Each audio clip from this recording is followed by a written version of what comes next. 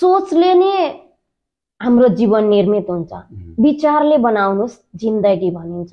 हाम्रो विचार त्यो बेला सकारात्मक बन्छ जब हामीले विचार भनेको चाहिँ नकारात्मकतालाई त्यागेर सकारात्मकतामा स्थित हुनु।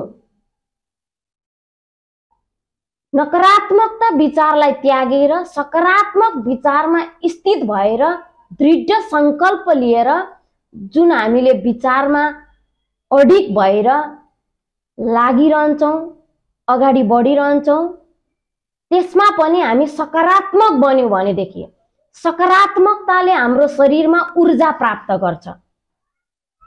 हामीलाई थाहा नै छ नकारात्मकता भन्दा सकारात्मकतामा हाम्रो ध्यान त्यति जाँदैन।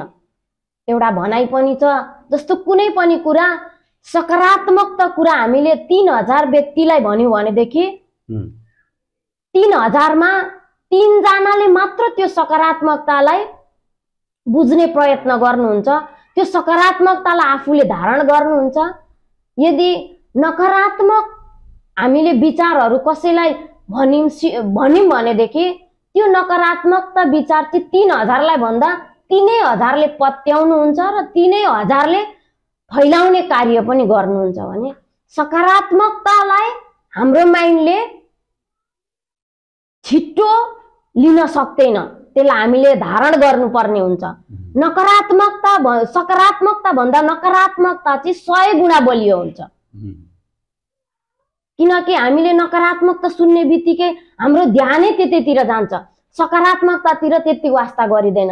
जस्तै उदाहरणको लागि हामीले अहिले यो 21औं शताब्दीमा हामी टेक्नोलोजी हैन अगाडि छौं टेक्नोलोजीमा पनि, र हामीले यदि त्यस्ता खालका भिडियोहरू जुन सामाजिक सञ्जालहरुमा नराम्रा भिडियो, कहीँ लडाई झगडाको भिडियो भयो भने या त्यस्तै खालको पोस्टहरू राखियो भनेदेखि त्यसलाई हामीले हजारौं व्यक्तिहरूले लाइक कमेन्ट शेयर गरेर त्यसलाई फैलाउने कार्य गर्नुहुन्छ। तर एकजना ज्ञानको कुरा गर्दै हुनुहुन्छ, राम्रो कुरा गर्दै हुनुहुन्छ भने त्यसमा न लाइक हुन्छ, न कमेन्ट हुन्छ, न शेयर हुन्छ। यसको अर्थ मैले के भन्न खोजेको भनेदेखि